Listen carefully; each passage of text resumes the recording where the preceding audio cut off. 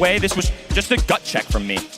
Absolutely. As you say, it's just go with your gut, and I said it was a 50-50. Similar things in the sense of, I don't see how this can be a 90-10 other than the fact that they're going to have massive support from the South American region, which is a big part of Brawl Stars. We're looking at the draft now. As you've just seen, we're going into knockout on Gold Arm. Gulch the Doug going to be banned out the way, along with the Bell and the Buster from the side of Loud. Revenant XSPARK get rid of the Mina, the Ollie, and the Gene, as they don't have that first pick. And as we are on day 3, we have no lower bracket anymore, no second chances, as I said, and we're kicking things off with Knockout, where you also have no second chances. Once you're down, you won't respawn, you want the survivability, and Gus, definitely a good pick for that. I was kind of expecting an Angelo coming out right out at the beginning. Maybe Revenant XSPARK is going to pick him up instead now.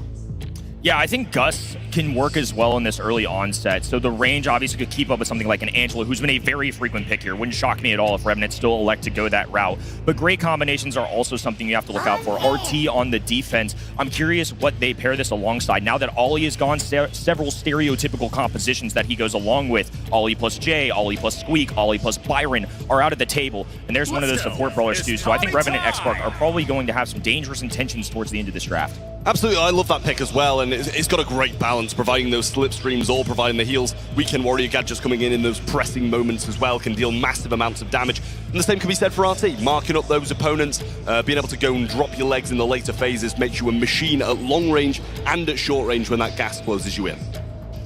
Gus is their first pick, means they could pick up something a little bit more aggressive now. Hank technically still open. Kaze, maybe.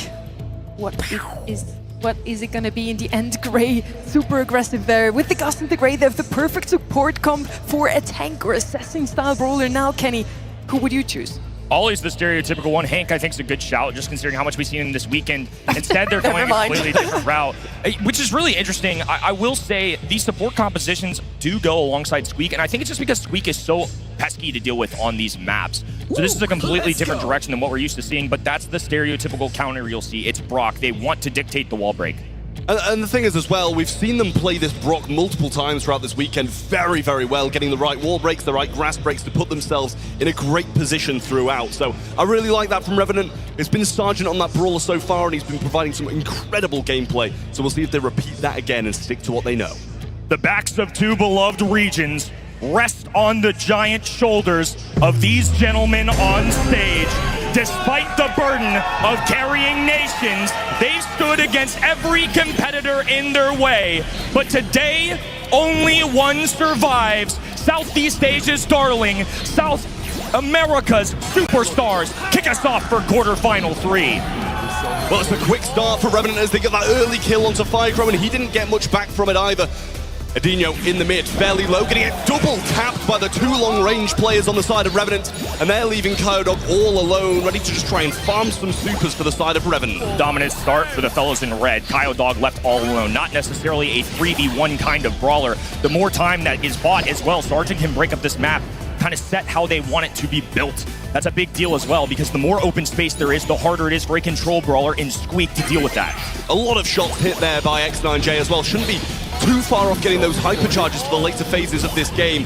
In a really nice position once more from Revenant. A lot of wall break and a super available as well from both X9J and Sergeant. Make that another one for response. He swaps to this slipstream. Makes it a bit easier to hit those long range shots. Long distance gadget, no connection there from Kyodog. It's going to be Sergeant on the other end tearing open this map. Firecrow, Adinho, Kyodog clustered together on this left hand side. It's going to become an east-west affair rather quickly.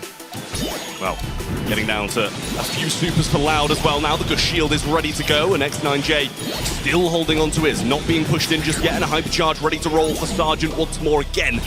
And Kyodog trying to make the move, throws out a gadget to get some extra damage in, but Sergeant avoids nicely, and a Walking Cane was in there too. Firecrow's so low, and the Weekend Warrior will secure that kill, but it's still a 2v2. Adinho survives for the Hacks gadget, will put the nail in the coffin. A gadget thrown out once more by Kyodog, but he's all alone in a 1v2, and Revenant XSPARK starts strong. Quick game for Revenant. setting the pace here early. This is a team that is high flying. I'm not used to seeing them play this long range defensive stuff. We've seen them pull it out a few times this weekend, and I think that's mainly due to the purple button being switched up in our balance changes. This was a team that thrived off shoving those in your face, rotating in hanks, ollies, things like that. Instead, though, with an overall nerf to those, it's changed up how these players handle that. I think it's smart. It's great to see REVENANT adapting, and clearly it's worked to get them to the top 8. Well, a wonderful long-range snipe early on from the squeak onto Sergeant, and he's got to start from square one yet again. That is another one, too, and Response isn't in the heal form. Can't keep him in the mix, and this time, Loud in a much better position to get going.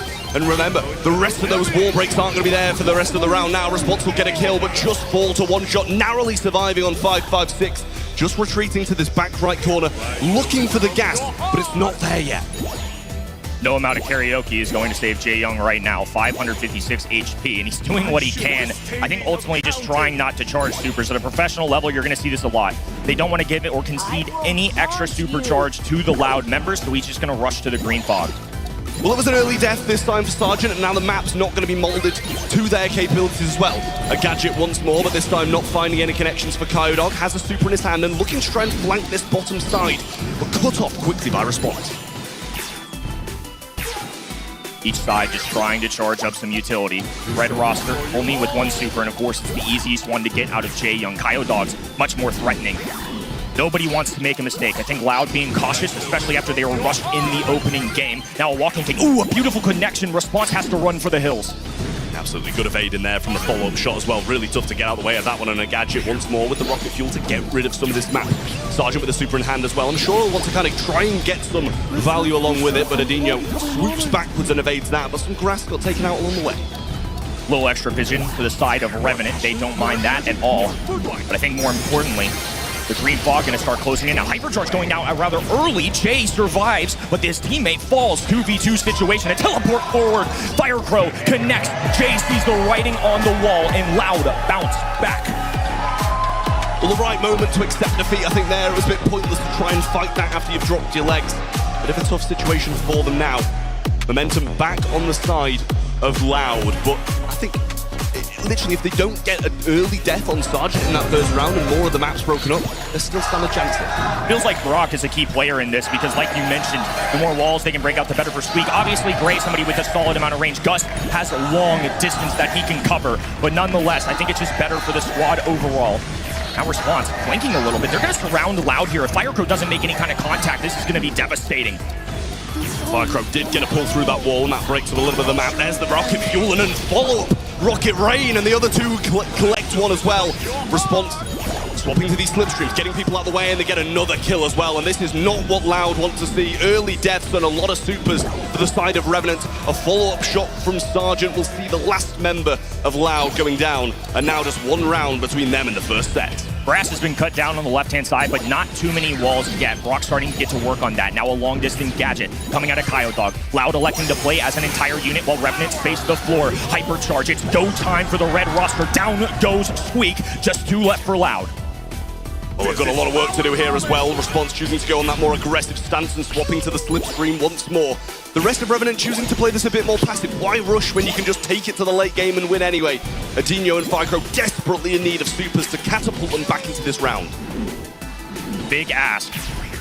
But South America superstars have done impossible feats before. Adinho from the range, working alongside Firecrow. Have to keep an eye on that teleport. It's one of the sneaky options that Gray has, and they're going to need to pull something off here if they're going to take down the entire REVENANT roster. Well, X9J being provided with speed here as well, but Adinho getting some really nice shots in. A Weekend Warrior from Response should see Adinho go down, but a gadget, a super just in time. Firecrow the only one remaining, and if he TPs it, he's getting obliterated by all three. And that's exactly what happens as REVENANT XSPARK take the first set in quite swift fashion. A lot of hope residing in these three gentlemen. We have representation from what I'll call the Big Four. East Asia, North America, South America, EMEA. But somehow REVENANT, not even guaranteed a spot to World Finals, had to go through the fire of LCQ to get here. Stand on your stage today, now up 1-0. A semi-final for SEA would be unbelievable. It would be an achievement that would put them in the history books of Brawl Stars forever.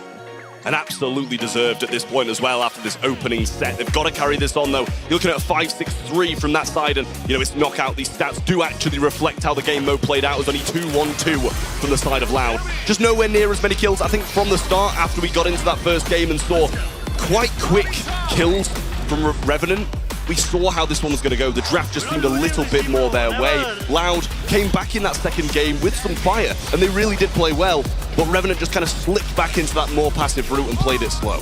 The response into this week, especially, I think, with this Brock, helped out a ton, because now they can control how these walls operate. They want to bring them down and just deal with Gray and Gus at a distance, and then those in-game scenarios get aggressive. They can. But the Squeak pick was still good. It has a solid win rate and everything, but sometimes it's about how you answer, and having that final pick, if you can make it count, is such a powerful tool for you to win a set. Well, it's Pinhole Punt in Brawl Ball up next. For me, this feels like a set that Revenant XSPARK should go and win as well. They've been so dominant in Brawl Ball throughout this weekend, really good performances throughout. They're just such an aggressive team who love to get on these more assassin tank brawlers and really push at their opponents. And Brawl Ball's a game mode that will open up the meta to that exact thing. Several tanks and metas that frequently show up here, obviously depending on the ban stage.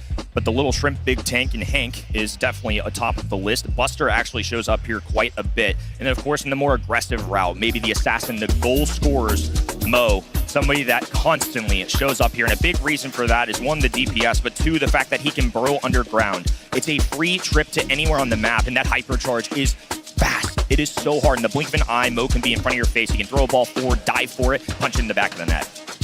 Absolutely, those goal-scoring capabilities are a big thing here, and especially when you're at the highest stage and not many people want to take risks in the regular gameplay, that might be the only thing that gets you a chance throughout the entirety of the series. Bans are in, though, and sadly we won't be seeing that goal-scoring Mo or the Shrimp, as you said, over the other side. Is the Hank going to be banned out as well?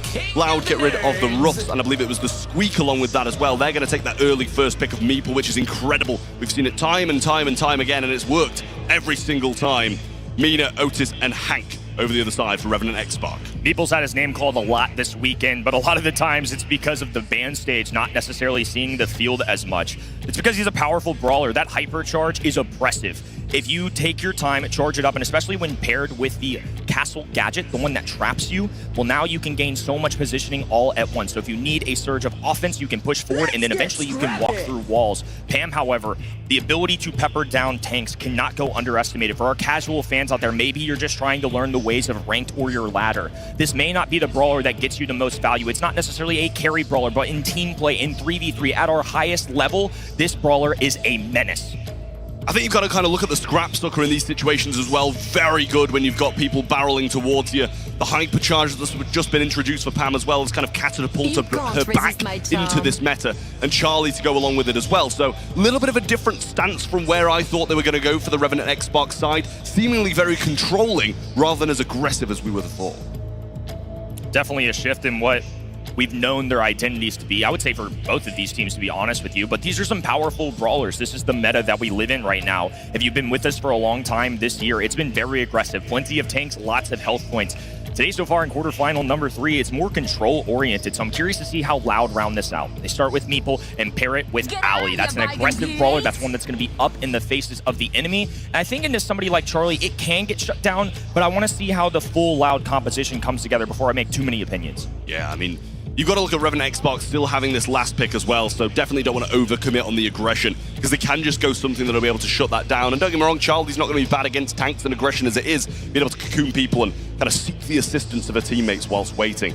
Loud, still, this last pick remaining, they're going to go with Lumi. I thought it'd be something like that, a bit more versatile, that can do a bit of everything, as with Revenant having this last pick, you can't just go all out. Lumi's become more of an afterthought as of recently, but I think it's still a very solid brawler, and obviously one that can deal damage, but with the gadget, gain access to some control, right? Throwing ice rinks on the ground at any given time is a powerful tool to have, like having that in case you need an emergency defense, or you can just try and gain some power in the middle of the map and just slowly work your way up. Stu, the exact opposite. A gunslinger all over the map, and mobility is the name of his game. And it's going to be a great game with someone like Sergeant on it that he does choose to champion that brawler. It's the exact kind of thing that he wants to be on, going super aggressive, getting in people's faces and evading shots as well. That's the name of the game for Revenant XSPARK Loud, seemingly going a bit more aggressive with that alley. And we've seen alley so many times that it's either it hits really well or it misses absolutely everything. Dog going to be tasked with playing the alligator and needs to pop off gadget early for both members of Loud. Fire Crow extinguishing one as well. Now Sergeant into the graveyard. Adinho passed up. Look at the teamwork. Execution here early from the boys in green. Well, that's one way to start and get momentum back on your side. Sergeant was absolutely decimated early on by Adinho there. The lockdown comes out of Adinho. The response down the left-hand side, going to be able to pinch in. Sergeant dashes through the wall. Kodok very low, and now the frostbite on the floor as Adinho trying to stop it, but unable to. And what a response from Response. Quick fires from both teams. Just under 2 minutes. We barely gotten started here. Firecrow cycles in another gadget, so Response just has to sit and wait. Now Adinho striking, gets a hypercharge to make contact with Jay and Sergeant. But in the 2v2, the defense will hold. A really nice Pam star power kept them in the mix there as it maintained that kind of low HP on Kodok, not allowing him to push forwards. Firecrow throws out the super and actually finds a connection to Sergeant, forcing him back as well. He'll just go back into the arms of Pam. A triple box here, but sadly for them, no super to be able to really deal some damage. Ali jumps over the top and tries to get some work done, but he's more of the same, absolutely obliterated off the map. Just Firecrow left alone. He's going to go for it now, but X9J powers forward. And the Pam's not going to be locked down by Adinho. And Revenant XSPARK, even though they had a rough start,